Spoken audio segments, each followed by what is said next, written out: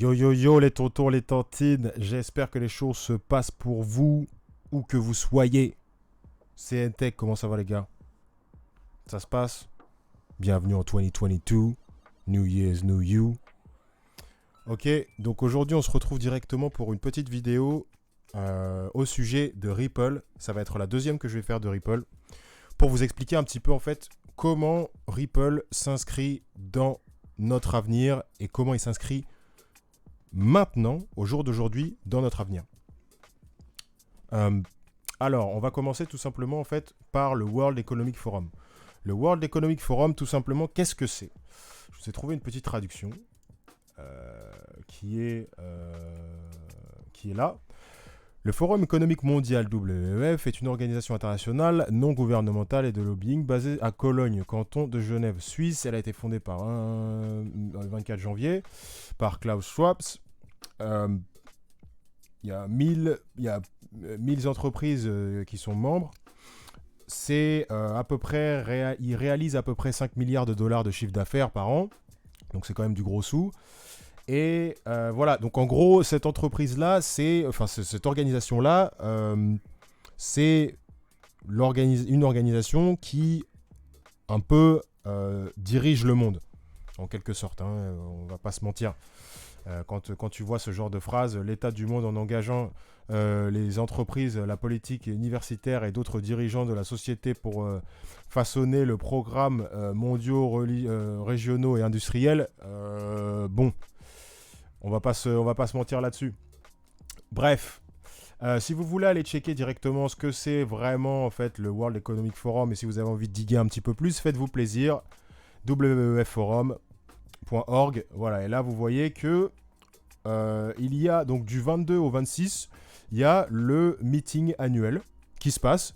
Et donc dans le meeting annuel, il y a donc vraiment plusieurs têtes d'affiche et plusieurs personnes en fait renommées qui se retrouvent là-bas pour discuter en fait de différents thèmes. Bizarrement, il y a cette personne-là qui s'appelle Kristalina Georgieva, manager directeur du FMI ou de IMF en anglais. FMI, pour ceux à qui ça ne parle pas, c'est Strauss-Kahn, Dominique, tous ces genres de choses-là. Donc pareil, c'est des choses, c'est des personnes qui touchent au gros sous et qui sont influents en fait dans ce monde. Et il y a aussi une autre personne que j'ai trouvée, bizarrement, qui s'appelle Brad Garlinghouse.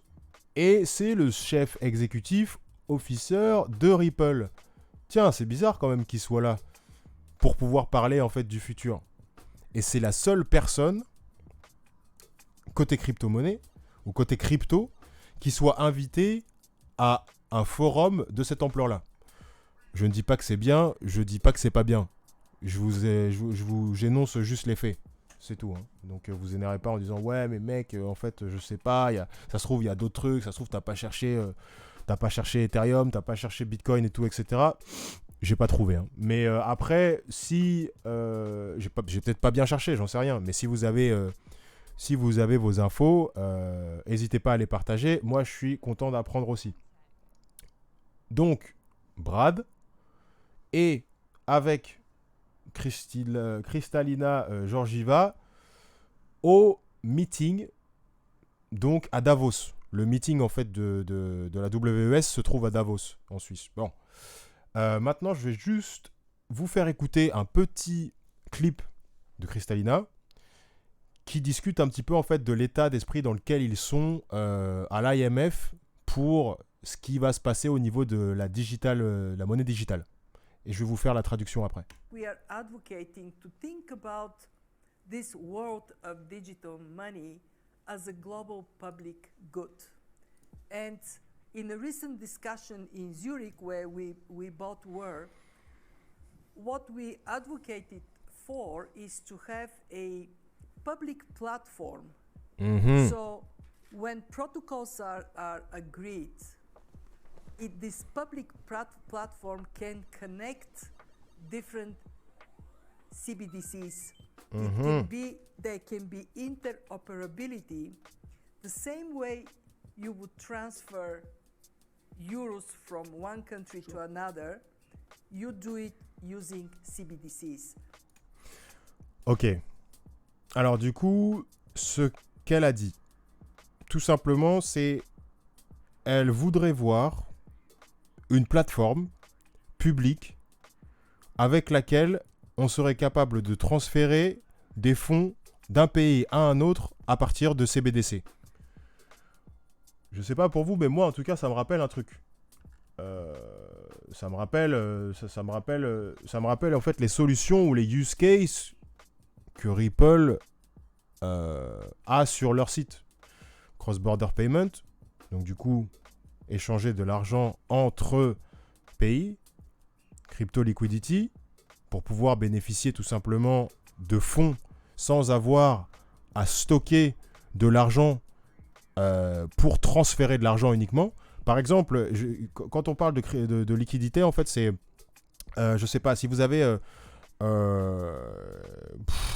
les États-Unis avec, j'en sais rien, un petit pays, El Salvador. Je sais pas quelle est la crypto, je sais pas quelle est la fiat currency en fait de El Salvador. Mais imaginons que vous êtes français et vous voulez envoyer de l'argent à El Salvador. Vous êtes obligé de passer par Swift ou de passer en fait par une entreprise de messaging.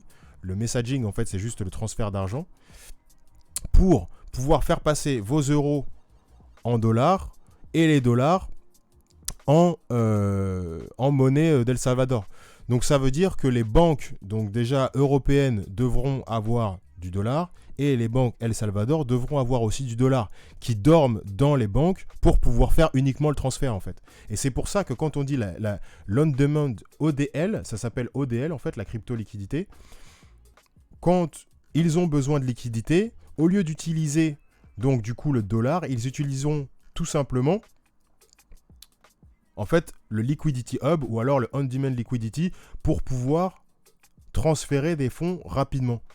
Et au lieu d'utiliser une monnaie, une fiat monnaie comme le dollar, le pound, l'euro, etc., ils utiliseront tout simplement la crypto-monnaie XRP. Donc là c'est de ça dont on parle. Et en fait, c'est de ça dont elle parle aussi, Kristalina. Donc, moi, quand je vois ce genre de choses-là, ça me fait justement penser à Ripple. Après, je ne dis pas que c'est ça. Je ne dis pas que c'est sûr et certain, c'est signé, il n'y a pas de problème, etc. Mais c'est quelque chose à garder en tête.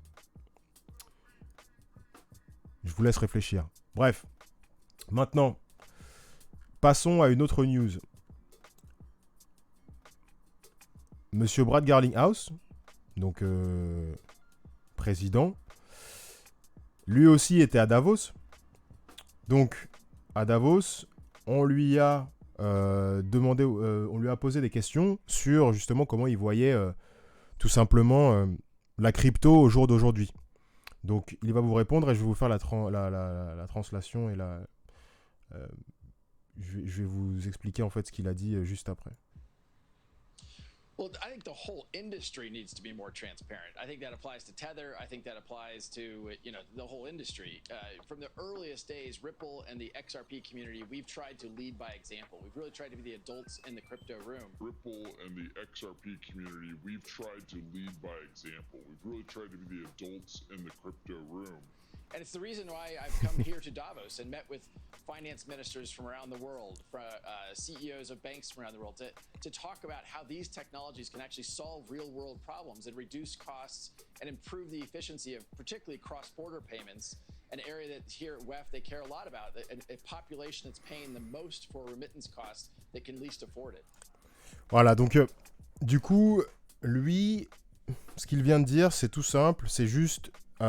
Ripple est là pour essayer de régler des problèmes et c'est pour cette raison qu'ils sont justement à Davos pour parler à énormément de gens dans le milieu et dans le système financier, avec les grosses institutions de ce monde pour faire changer les choses, les faire changer rapidement, bien et à moindre coût.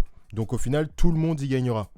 Et il a aussi dit que la crypto space, pour le moment, n'était pas encore régularisée et que Ripple essayait de se comporter comme un adulte parmi les petits ou un adulte parmi les enfants, en fait. Parce que, voilà, il y a énormément de crypto. Je ferai des vidéos, en fait, sur certaines cryptos. Et il y a énormément de cryptos qui sont juste là à des profits lucratifs. Il y en a qui sont juste là pour faire marrer les autres. Enfin, il y a des gens qui créent des cryptos à tir larigot et qui ne servent absolument à rien.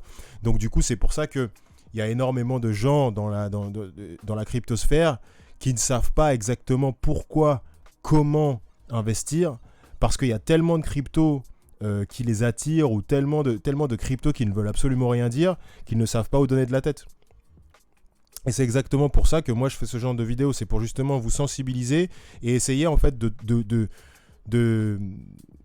vous faire comprendre en fait qu'il y a des choses en fait derrière les cryptos. C'est pas uniquement en fait quelque chose que vous allez acheter et que vous allez garder et vous allez vous faire de l'argent dessus. D'accord, ok, certes, c'est une partie, mais en réalité, c'est aussi quelque chose qui va vous faire changer votre vie et c'est quelque chose qui peut aussi être bénéfique à la masse.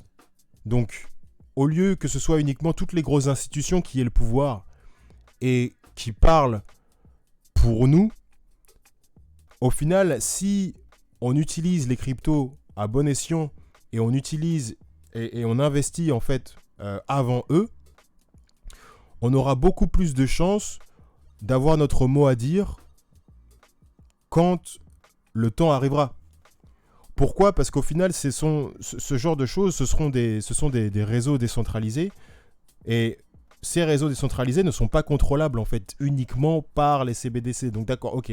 Certes, les CBDC sont directement créés par les banques.